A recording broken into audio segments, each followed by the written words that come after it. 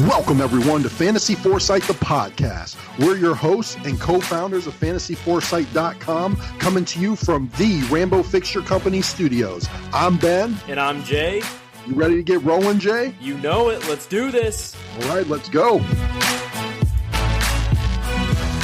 Welcome in, everyone. It is Wednesday, May 8th, and we've got a very special episode for you tonight. We are here to review the most fantasy-relevant rookies in 2019 PPR Re-Draft League. We've got the top 18 to number 1 going in PPR 12-team formats, according to FantasyFootballCalculator.com, and we have got 18 to number 1 as far as their draft price. And, Jay, I'm excited to get into this. How you doing tonight? Oh, this is an interesting list, my friend. A lot of guys to go through, a lot of interesting situations, and some even more intriguing values. And man, let's dig in. Absolutely. Now, not everybody on this list is super exciting. First up, we've got the Arizona Cardinals' new wide receiver, drafted 103 overall at the 401 spot in the 2019 NFL Draft. Wide receiver Hakeem Butler out of Iowa State. He is currently going pretty much for free as wide receiver 63 and 182 overall. He's going right behind fellow rookie Deebo Samuel,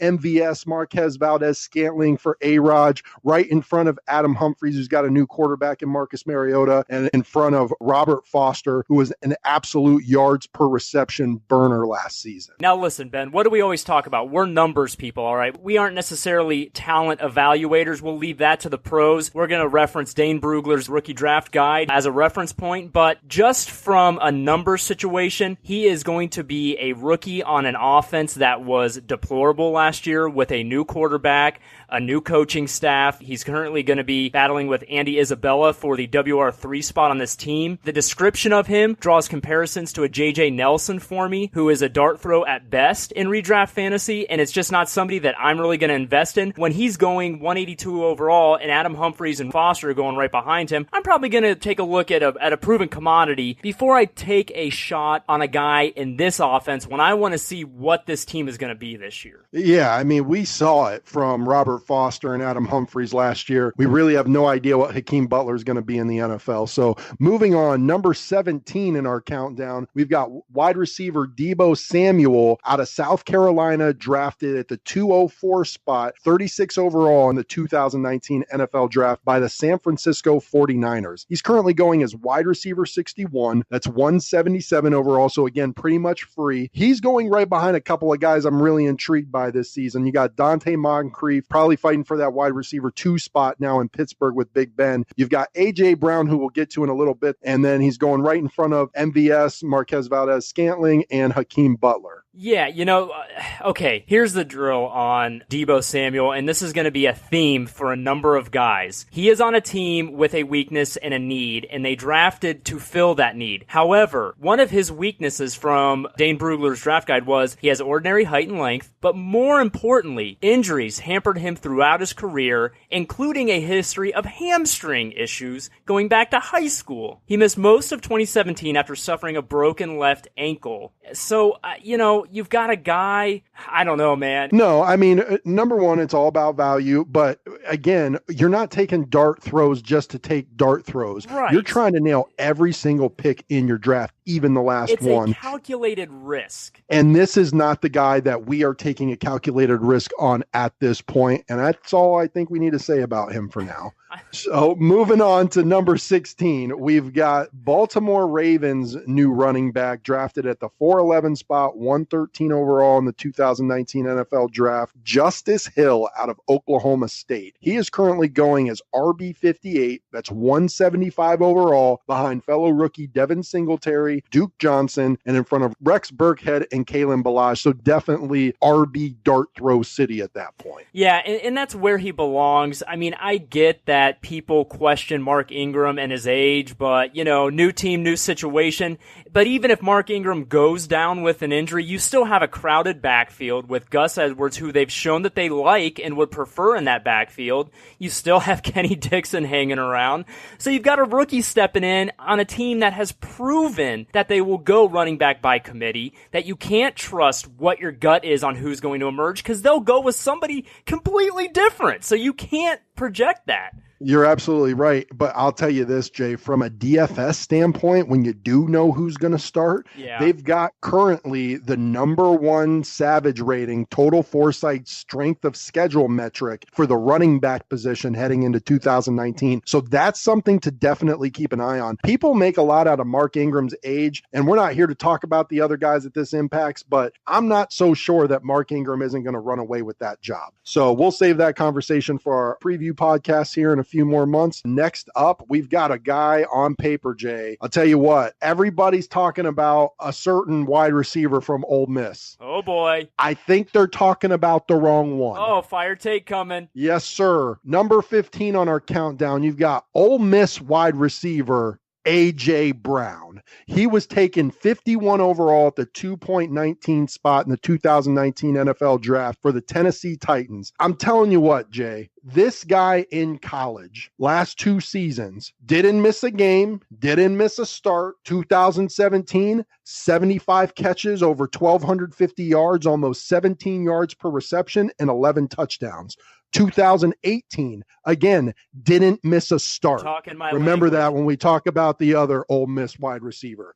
85 receptions, 1,320 yards, 15.5 yards per reception, and 6 touchdowns. I know he's going to the Titans, but last year, it was an offense that seemed to find their way as they went throughout the season. We talked about it before the pod. You and I love this coaching staff. They seem to really know what they're doing, very progressive, very adaptable. And all of a sudden, the wide receivers went from Corey Davis and nobody else to Corey Davis, A.J. Brown, and Adam Humphries. You know what I really love about A.J. Brown? First of all, you're right. People are going to look at this pick. They're going to be looking at the wrong Ole Miss wide receiver, and they're going to be discarding him because he's a rookie receiver on kind of a bland Tennessee offense. But we have discussed this ad nauseum on this podcast that we have tremendous respect for this coaching staff. They did exactly what they had to do to win ball games. They know what they have on their team, and now they have assets on this offense. Build around the running game. Start to add pieces on the outside. Give their quarterback something to work with.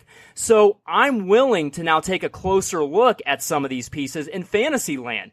And when his analysis that he is a natural route runner and pass catcher with an athletic profile and competitive character, those are qualities that make for a successful NFL receiver, and especially a rookie receiver. I've heard those qualities before in Michael Thomas, and what has he turned out to be? I'm not saying A.J. Brown is the next Michael Thomas, but Michael Thomas's big credit coming in was that he was athletic and he was an excellent route runner. And those are things I want to hear, in addition to all the other stats that we like. Yeah, Brugler had him as his wide receiver 3. In addition to the comments that you just mentioned, he also compared his work ethic to Juju Smith-Schuster, who was known as an excellent locker room guy, practice guy, workout guy. He was voted a team MVP last season. We know all about the drama that came with that. And from an intangible standpoint, that's who A.J. Brown's being compared to. From a tangible standpoint, durability, check.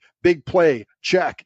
Touchdowns, check. I mean, the guy has proven himself over the last couple of years, and all everybody wants to talk about is the guy across the field that can't seem to stay on it. I'm going to knock on wood so I don't jinx this, but I will guarantee you A.J. Brown finishes better than WR60 in PPR fantasy this season. Lock it up. Jay's endorsement right there. Hey, you're not getting any argument out of me. I'm really excited to see what he can do in the NFL. And you know what? As we talk about this more, I'm Browns all day, but you need your secondary teams after when your team's not on. I'm becoming more and more of a Titans fan as we talk through them throughout this offseason, man. They're going to be a fun one to watch. Next up, number 14, Noah Fant out of Iowa, draft at 20 overall in the 2019 NFL draft by the Denver Broncos at the tight end position. He's currently going as 168 overall, tight end 18, behind ASJ, Jack Doyle, and in front of who knows what's going to happen to him,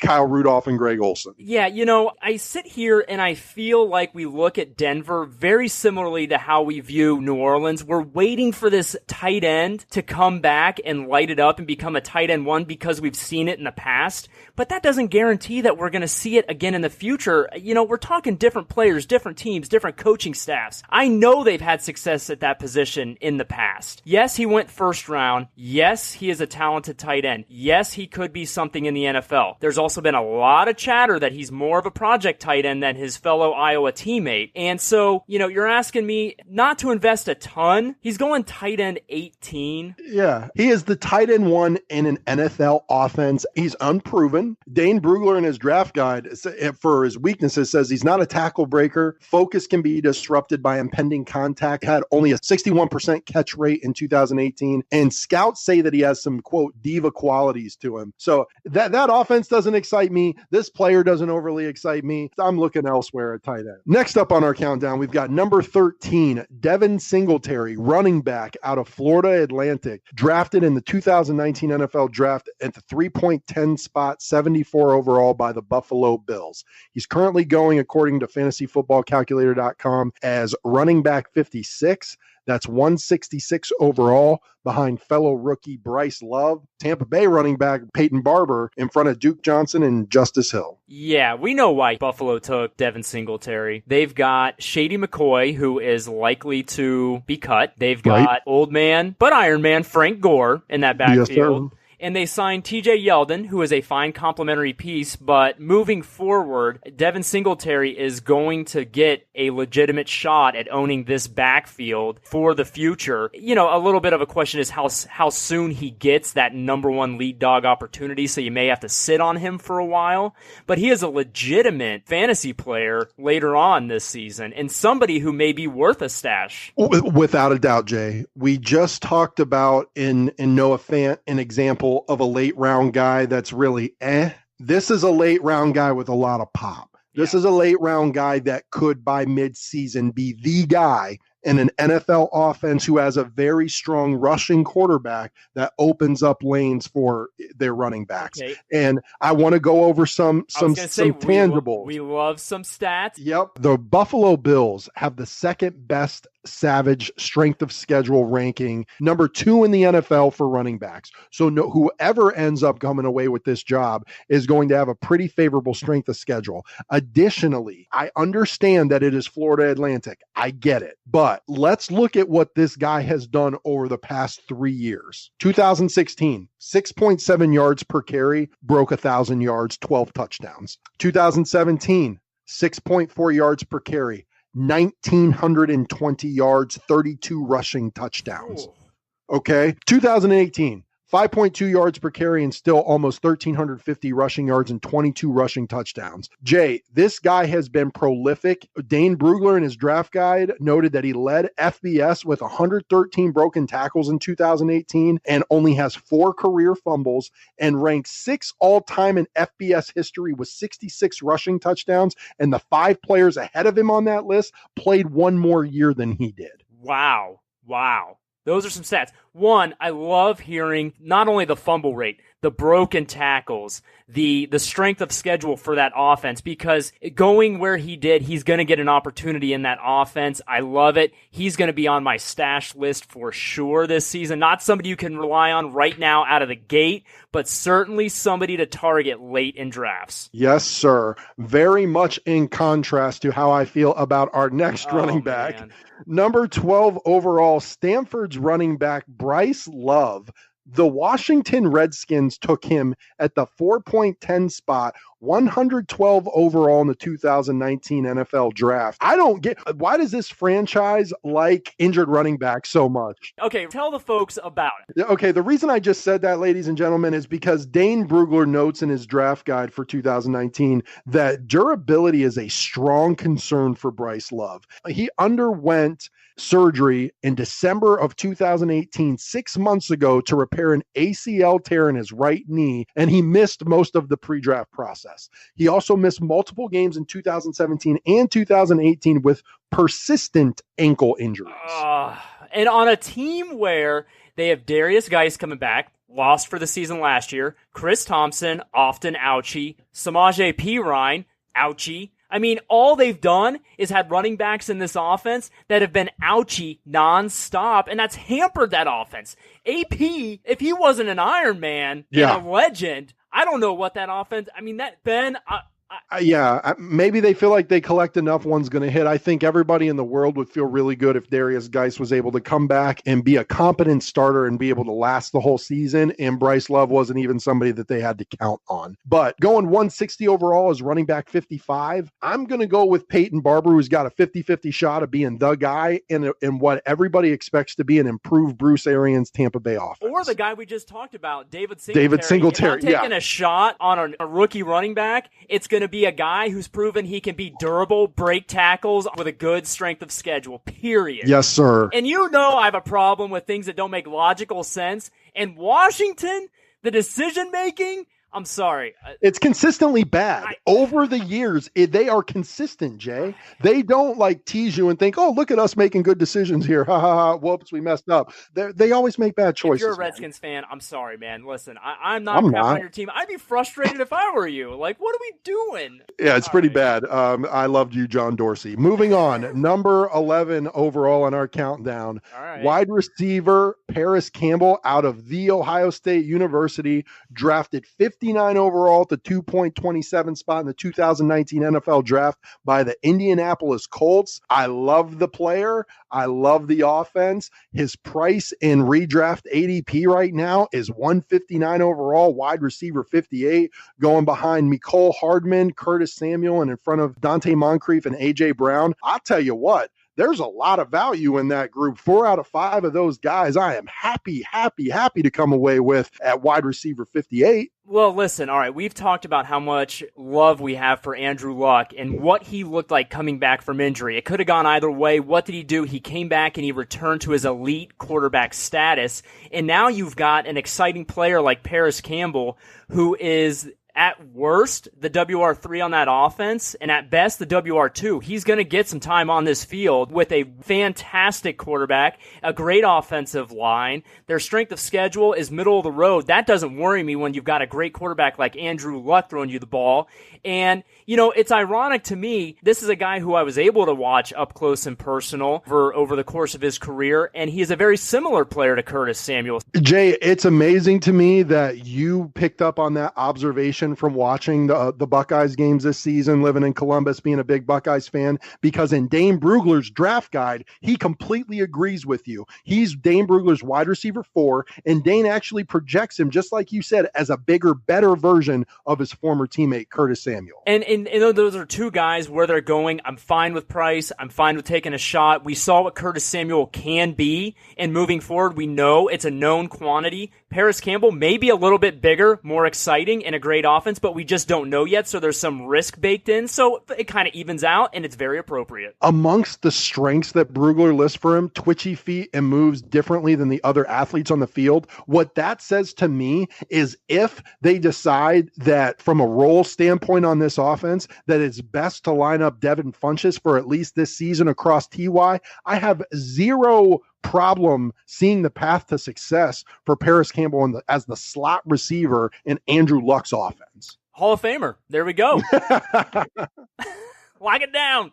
All right. No homerism baked into that take there, ladies and gentlemen. Not at all. Moving on to number 10 on our countdown, we've got Georgia wide receiver Mecole Hardman that was drafted 56 overall in the 2019 NFL Draft at the 2.24 spot by the Kansas City Chiefs. He's currently going 151 overall in PPR redrafts as wide receiver 56, behind our guy Tyrell Williams, Marquise Brown, and in front of, like we just talked about, Curtis Samuel and Paris Campbell. Instant reaction to his draft selection was Tyreek Hill's replacement. Absolutely. Everybody making the comparison. Elite athleticism. Yep. Fast, creates vertical separation, dusts defenders on double moves, big play creators, all these similarities. Special teams return averages are off the charts. Okay. The hope is that he can develop into somebody like Tyreek Hill. Don't get hooked, kids. Right. There are going to be some people that automatically equate his role in this offense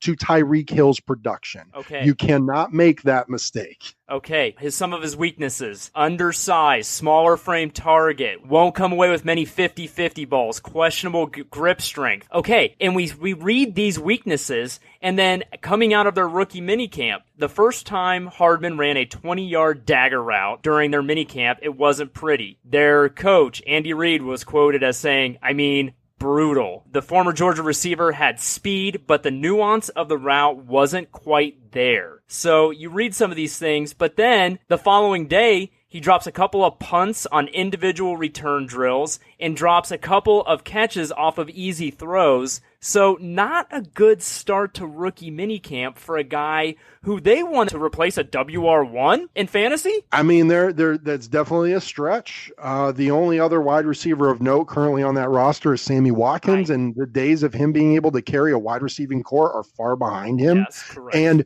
3 of the 4 guys being drafted around Mecole Hardman, I love at that value. Absolutely love at that value. So, and you're also talking about a guy, Jay, who in the past 2 seasons combined has not even cracked 1,000 yards. And then you have Brugler saying could be an impact slot receiver and return man for an NFL team willing to be patient with his skill set. And I'm sorry, but the Chiefs can't be patient. They need weapons on that offense. Yeah, they need somebody who can be on the receiving end of all of those Pat Mahomes 50 touchdowns that he threw last season. So moving on, number 9 overall in our countdown, we've got Oklahoma wide receiver Marquise Brown. The Baltimore Ravens drafted the wide receiver 25 overall at the 1.25 spot in the 2019 NFL draft. In PPR redraft leagues, he's currently going 150 overall as wide receiver 55 behind Anthony Miller, Tyrell Williams, and in front of Mecole and Curtis Samuel. Okay, now we're starting to get into elite company here where we've got the top 10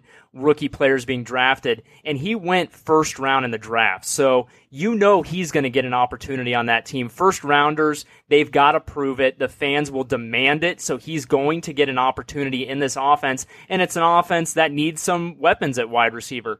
The problem is he's in an offense that I just don't trust to get much volume at the wide receiver position, Ben. Yeah, here's a summary of Marquise Brown for me right now. His pros are that he is currently the wide receiver 1 on that depth chart. He had an outstanding last 2 seasons at Oklahoma. And the cons for me are he has Lamar Jackson as his quarterback, and he suffered a left foot injury in the Big 12 championship game just 6 months ago, requiring Liz Frank surgery. Yeah. I mean, he's an explosive player that depends on his feet for his speed. And I don't know. I mean, wide receiver 55, nobody's asking some crazy value. We'll see what that ADP does as we move on. There are guys that I prefer over him right now. If it wasn't for that Liz Frank injury, I would love taking a shot on him because I think the talent is there. And I think he was a legit starter in a legitimate Oklahoma football program, but Lamar Jackson being your quarterback is your first downfall, and then I don't know what to expect coming off of that type of injury either. I completely agree with you. Absolutely. There's a lot of risk there on a variety of fronts, but I am going to root for him because his weaknesses are listed as pint-sized with thin bone structure and limited muscle bulk. He's my guy, Ben. That's me on the football field. Get out of here. All right, moving on to number 8 overall in our countdown. We have got Memphis running back Darrell Henderson, drafted 70th overall at the 3.06 spot in the 2019 NFL draft by the Los Angeles Rams. In PPR leagues right now, Jay, he's going 144 overall as RB51. He's going behind Dion Lewis and Matt Breida, in front of Jamal Williams and Malcolm Brown. I'll tell you what, amongst that group, I'm going with Darrell Henderson. All right, man, let's dive into the stats as why. You want to talk about a guy who could be the diamond in the rough in this year's class, being a legit premier handcuff. Okay, big play threat. He led FBS in plays of 40-plus yards and 50-plus yards in 2018. Love that. His 8.23 yards per carry in his career is number 1 in FBS history with a minimum of 415 carries. The guy leads in yards per carry, Ben. In FBS history. Right. I mean, Dane Brugler really brought it with the stats for Darrell Henderson in his draft guide this year. I mean, his weakness listed in the guide is that he's undersized, which as a running back, whatever. We've seen plenty of successful undersized running backs. Room to improve ball security. Had 4 fumbles in the last 2 seasons. Does not concern me. I don't consider that a very big problem. In 2017 and 2018, Jay, he had 8.9 yards per carry in both seasons.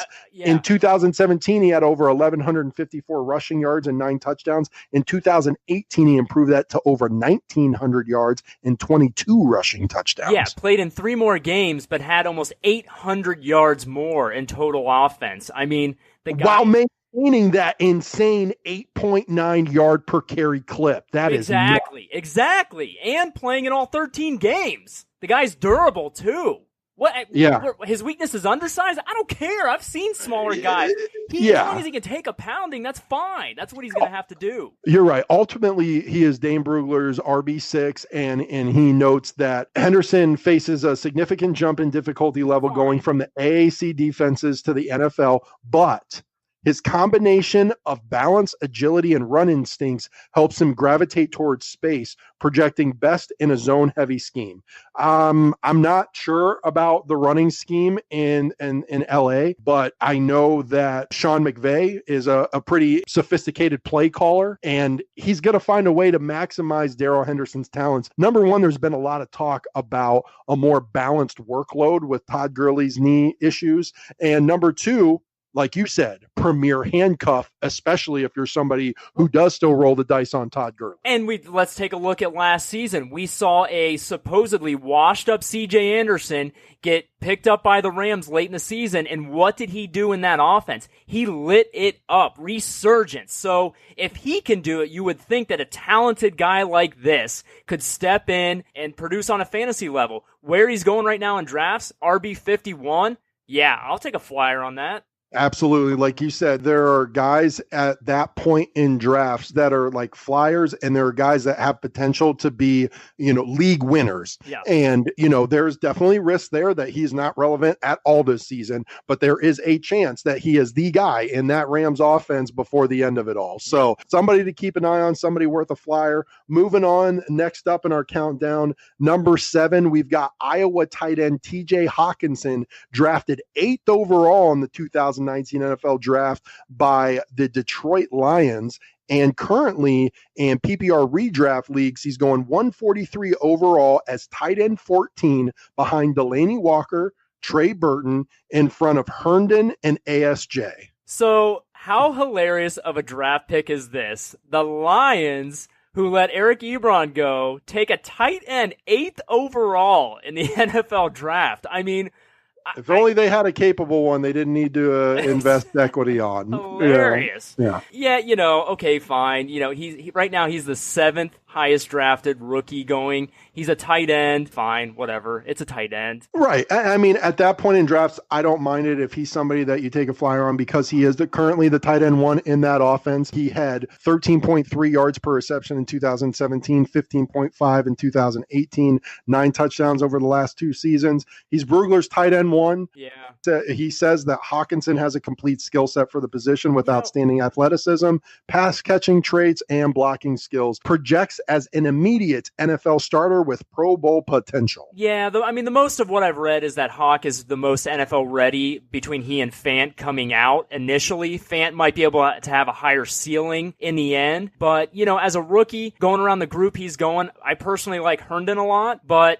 if you want to take a shot on Hawk here and hope that he has an immediate impact, he's going to get the opportunities. If he is really the complete package, then yeah, he could turn in some decent tight end numbers, but again, we're talking about a position that dipped mightily last year, and that's my point. Yeah, it dipped mightily, so it's not going to take him a lot to be a back end tight end 1. Right. And again, it's all relative. And the beauty of this, Jay, is that it is May. We have a lot of off season to go. We got the whole preseason and ton of beat reporters, and we're going to have so much more information on this guy to share with you before it's draft time. So with these last 6, Jay, it's really going to start getting excited. The top 6th rookie going in PPR redrafts this year, Jay, is Oklahoma quarterback Kyler Murray. He was drafted number 1 overall by the Arizona Cardinals. He is going currently 125 overall, QB 16.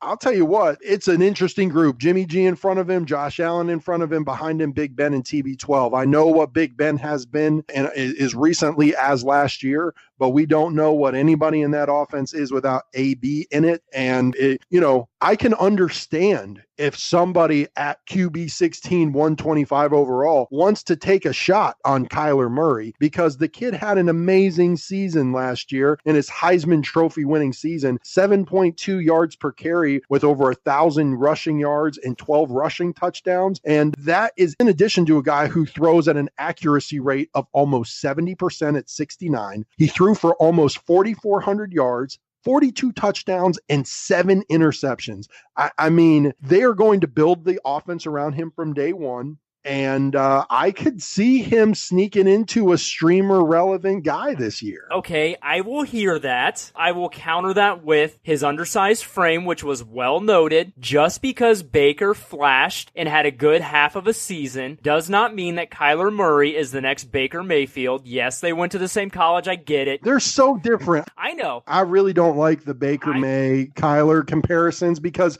I love Baker. He is nowhere near the athlete that Kyler is. Okay. And Kyler's got he's got just in 1 year, granted, we had a much larger sample size of Baker May coming out of college, but in 1 year, Kyler's proven to be every bit as accurate as my guy. Fine. Okay, fine. Where are you taking Lamar Jackson? Where am I taking Lamar Jackson? Yeah. I'm not. Okay. Because what's his accuracy rate, Jay? He's never thrown 70% in his life. At least I've seen what he can do in the NFL. This guy is undersized. No quarterback in the history of the NFL has had success at his size. So if Kyler Murray was on the Baltimore Ravens, he'd be twice the fantasy producer as Lamar Jackson. Period. 1 sample size in college. You know who else had 1 season of sample size in college? Jamarcus Russell. How'd he do? He couldn't run a 20 faster than Kyler could run a 40. The reason he flamed out is because he didn't want to work. I get it, okay, but you have Kyler Murray, whose weakness, besides being underframed, is that he stares down receivers. That's an issue. I mean, is it different than a long range of motion on throws? Yes, that's different. Hopefully they can coach that out of him to not stare down receivers. But I'm just saying, he is a rookie quarterback that is undersized. No quarterback in the history of the NFL has had a great amount of success at his size ever. And he's going to a team that was dreadful on offense last year with a new head coach. I'm just saying there's a lot of risk and unknowns there. It could go either way. There is, and that's why I have no problem with his middle-of-the-road QB2 price. Okay. In summary, this is why you need to pay attention to this guy. Short sample size or not. Yeah. There's only ever been 2 college football players that did what he did. Dane Brugler's QB2, in his draft guide, he notes that Kyler's average was a minimum of 300 passing yards and a minimum of 60 rushing yards per game for a full season. The only other guy to do that, Deshaun Watson. Fine. How's he doing in the NFL, Jay? How's he doing? Touche, my friend. All right. Fair enough. And if you get a premium on rushing touchdowns or anything like that, obviously he could be a nice play. Fine. There. These conversations are so fun, man. I'm just having a blast talking all this through with you, and this is getting me fired up for our next episode. It's only going to get bigger and better. Let's go. I was going to say, and now we got the top 5. Number 5, the 5th highest drafted rookie in redraft leagues right now, running back Miles Sanders out of Penn State, drafted by the Philadelphia Eagles, 53 overall at the 2.21 spot. In PPR redraft leagues, he's going 120 overall as RB45. And this is another guy, Jay, at that price, absolutely worth taking a flyer on. Yeah, well, look, this is an interesting one for me. I love running backs from Penn State, first off. He also was drafted by my team, the Eagles, so interesting combination there. He does get to stay in state, but, I'm a little hesitant, Ben. A lot of it has been made out to this, that he's going to be a complimentary running back with Jordan Howard, but we've got the stats staring at us in the face. In 2016, he had 2 catches. In 2017, he had 6 catches. In 2018, he had 24 catches for 139 yards. Okay.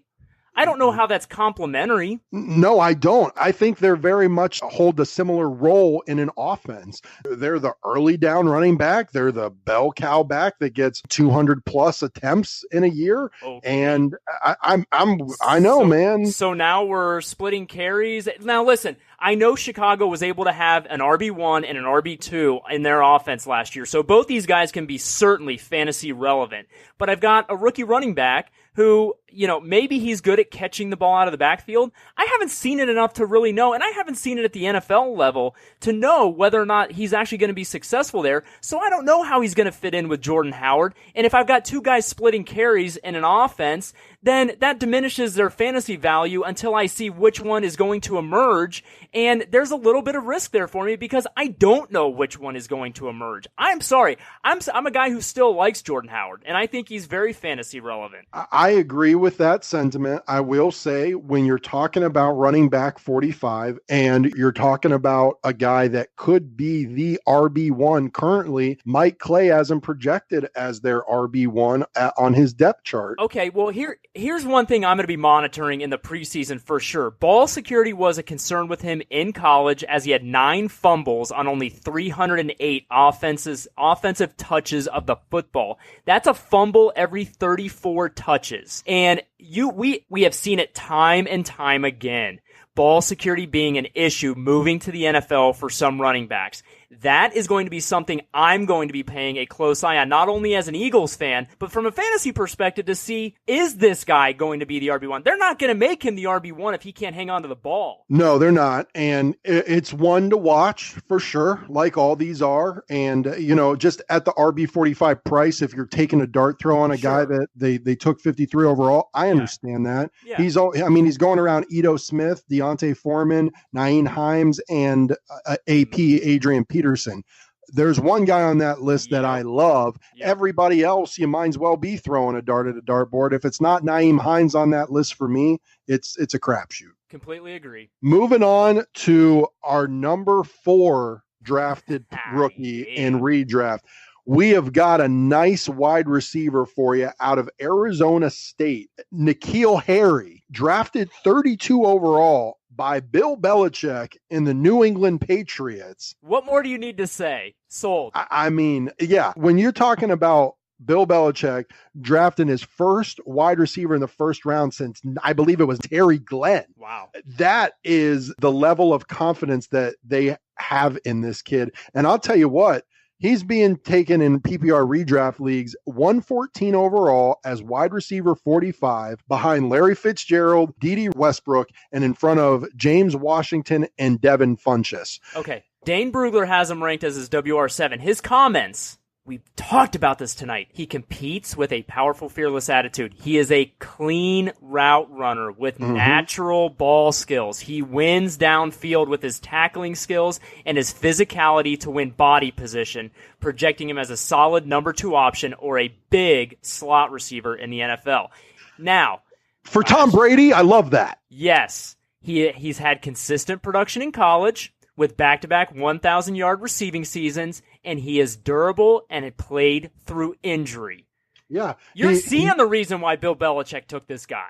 Yeah. I mean, he started every game but one over the past 3 seasons, still played in all the games over the past 3 seasons. Right. And I don't know, man. He is currently the wide receiver 2 on that depth chart behind only Julian Edelman. No more Gronk. The only notable tight end they brought in was Austin Seferian-Jenkins. There's a lot of targets on the table, and this guy is proven. He's durable. He's 13.9 yards per reception in 2017, 8 touchdowns, 14.9 yards per reception in 2018, 9 touchdowns. Look, I'm seeing what Bill sees when I'm doing my tangible numbers research. He and Edelman both can't play out of the slot, so that's got to tell you what Bill's planning for this guy. Oh, this is their number 1 type guy. That's what I'm saying. Yeah, Edelman is not your typical number 1 prototype wide receiver. He's going to get probably the lion's share of the targets on that team. Yeah. However, they're big wide receiver, deep threat type of guy. He's going to be a unique solid number 2 option, as Brugler called him, a solid number 2 option in the NFL. It's going to be really interesting to see what this kid does with Tom Brady and Bill Belichick. Somebody I am definitely keeping an eye on. Man, but there's a lot of value at that point in the draft. 114 overall. Going right in front of James Washington and Devin Funchess. Yes, please. And I mean, at that point in drafts, even Larry Fitzgerald and D.D. Westbrook are going to get their share of targets as well. So moving on to a guy that has been widely discussed. Yes. The number 3 rookie drafted in PPR redraft leagues currently. Number 64 overall in the 2019 NFL draft, the Seattle Seahawks drafted wide receiver DK Metcalf out of Ole Miss. I have heard very little about Ole Miss wide receiver A.J. Brown. I have heard tons about Ole Miss wide receiver DK Metcalf. And you have seen tons of wide receiver DK Metcalf. Look, the pictures that made their rounds, I mean, that's one of the reasons why he's become almost a celebrity. Ben's just kicking back and relaxing. Okay, listen. The guy's got muscles, sure. His listed weaknesses: rudimentary route runner, needs to cut down the drops and body catches, not a tackle breaker. Interesting for a guy with a lot of muscles and a big frame. Medicals are a red flag, suffering 2 season-ending injuries over the last 3 years. Okay? His first season in college, he played 2 games before going down with a season-ending injury. He broke his left foot in September of 2016. He suffered a non-spinal neck injury in October of 2018, requiring surgery. All right, that's 2 seasons out of 3 that he's had season-ending injuries. He's going to suffer more abuse at the NFL level. Now, Dr. David Chow, who you can find at ProFootballDoc on Twitter, was quoted as saying, no matter how hard he trains, his ACL and Achilles will not get any bigger, but the rest of his body will. You're planting a bigger plant, bush, or tree into the same size pot. It's a physiologic weak point as we get bigger, faster, and stronger. Now, he was not talking about DK Metcalf in particular, okay? But the rules still apply to him. And that's the reason we have seen ACLs and Achilles injuries continue to increase. We are getting bigger, faster, and stronger, but your tendons do not. So you're putting more strain and stress on them, and this guy has already shown a propensity for season-ending injuries. I get that he went to Seattle. I get that they need a receiver. I get that he's a freakish athlete. I get all that. I'm sorry, but at WR41, I know that's still WR3 range, flex range. I'm taking some value there of a guy who, I say it all the time, is going to be on the field to score me points. The risk is too great for me, Ben. Oh, I completely agree with you. We didn't even touch on the fact that in PPR redraft leagues, he's going 106 overall as wide receiver 41 behind Sterling Shepard, Marvin Jones, in front of Cortland Sutton and Larry Fitzgerald. Okay? Give me all of them. No kidding. And a few weeks ago, when we were reviewing the NFC West, we touched on Tyler Lockett, who finished as PPR wide receiver 16. And I am looking up his ADP as of today, right now, on fantasyfootballcalculator.com. And in 12-team PPR formats, he's currently going 63 overall. So who are you going to spend your draft capital on? 63 overall, proven PPR wide receiver 16, number 1 wide receiver on this offense, or are you going to go wait 4 rounds on DK Metcalf? Now listen, he could prove us all wrong. He could come in and all of a sudden be durable. But, I feel like this is the Melvin Gordon lesson.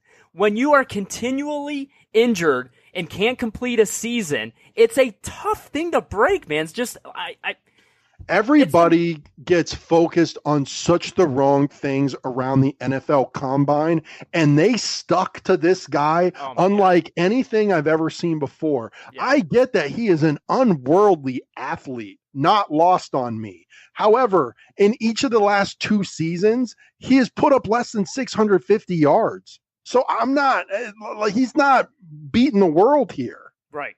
So, I completely agree. I'm with you, man.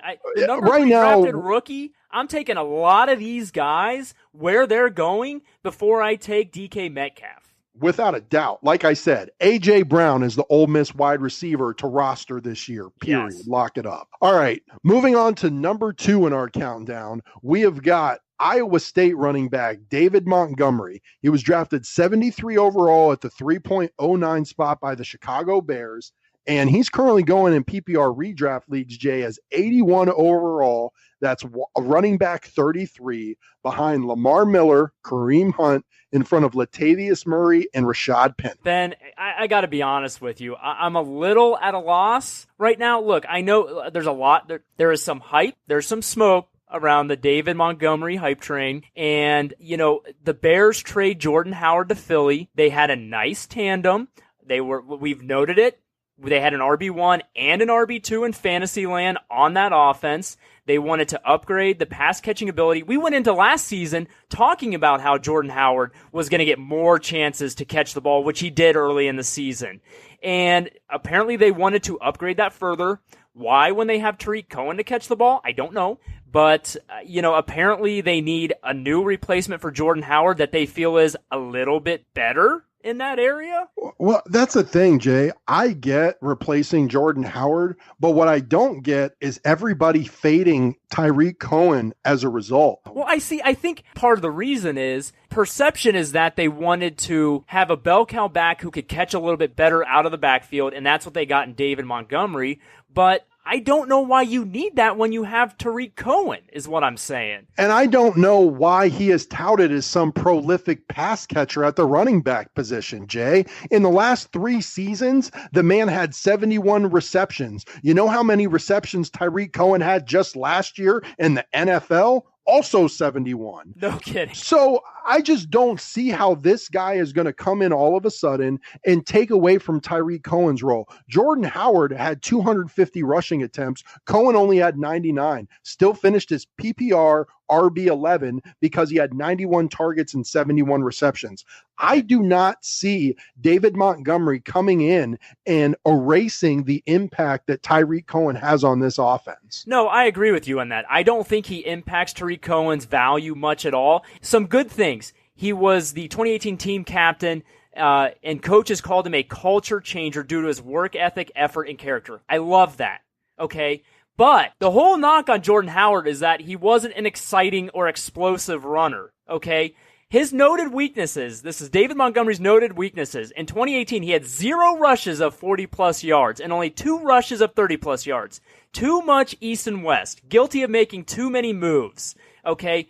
Dane Brugler has him as his RB3 and is quoted as saying that he doesn't have much special to him as an athlete and he needs to see things quicker. Okay? That's Jordan Howard. I agree. What? Yeah, no, it's a younger Jordan Howard that apparently this team liked a little bit more. It's younger, cheaper talent. It's what they do at the running back position in the NFL. And despite what the narrative seems to be, the numbers tell me that David Montgomery and Tariq Cohen are complementary backs. Okay. David Montgomery's not somebody that's going to come in and just be the only guy in that backfield. And I completely agree with you. And to further your point about Tariq Cohen, that we have mentioned it over and over again, and I've already done it 15 times during this segment, the Bears had an RB1 and an RB2 last season.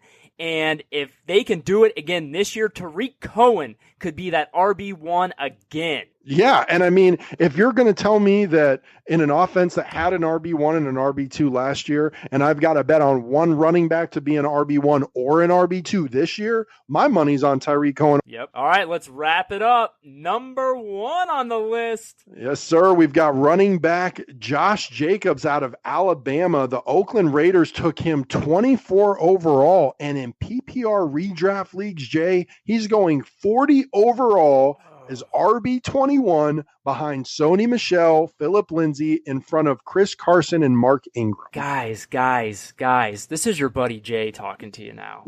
Calm down. Everybody just calm down. Take a breather. Let's remain calm. I understand the Raiders, with Crow going down with season-ending injury, are desperate now for a running back. And I know that they drafted this guy 24 overall. I get it. It's all there. The problem is this guy's also injury prone, Ben. Yeah, I mean, in Dane Brugler's draft guide, he notes as the weaknesses for Josh Jacobs, quote, battled injuries as a sophomore, including a fractured left ankle in October of 2017 and a torn left hamstring in November of 2017. It required surgery, and he didn't work out at the NFL scouting combine due to a left growing strain. I mean, the gentleman has continuous injury concerns in the less violent college game. He is currently the RB1 projected, according to Mike Clay, in this Oakland backfield. However, this is yet again a guy who, over the last 3 years combined, has had 44 receptions. Look, we talk about limited sample sizes with quarterbacks, and I understand the running back position is different. You're drafting based on physical traits and what you think a guy could be, but to have a guy who in 2016 had 564 rush yards, in 2017 had 284 rushing yards, in 2018 had 640 rushing yards, that's exactly. Yeah. And now he's going to be my franchise cornerstone running back, my RB1 to lead my offense. And you're telling me he's Dane Brugler's RB1, and Dane has him is quoted as saying that he has the traits to be a 3-down feature weapon in the NFL with Pro Bowl upside.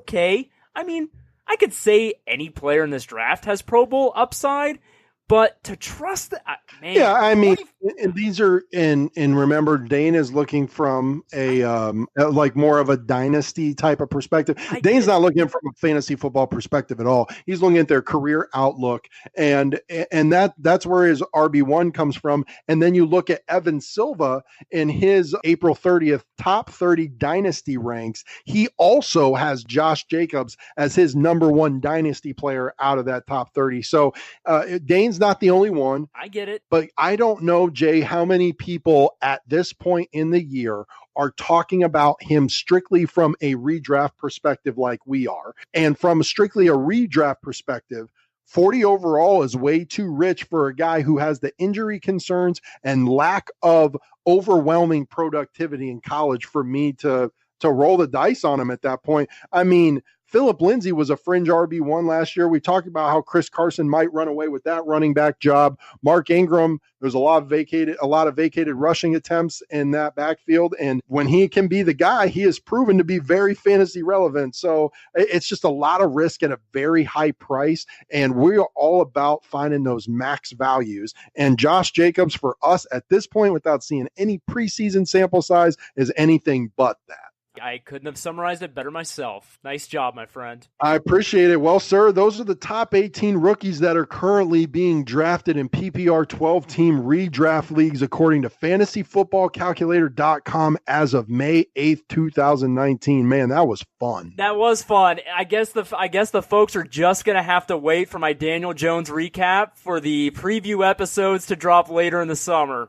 Yeah, like I said, you'll get to take your shots at him at some point. I mean, yeah, we've got, if you want to, I don't know what our running time is right now, but if you want to take some shots now, you knock yourself out. We'll save it. We'll tease that. It'll be fun. All right. Well, speaking of fun, yes. We've been talking about it for a long time. We've got a lot of things we've been working on at Fantasy Foresight, and finally, we are paying off with the first of several very exciting things to come at the end of our episode next week. We pride ourselves in being typically nothing but fantasy football content, but we are going to take next week to tell you about some big changes at Fantasy Foresight and to let you know what our podcast schedule is going to look like between now and all the way up until your PPR redrafts in August. So bear with us for 1 week. We're going to go off topic a little bit just to kind of catch you up on what's going on. It's still going to be a very interesting, very fun episode. And then we're going to get right back in it with a very special 4-part historical series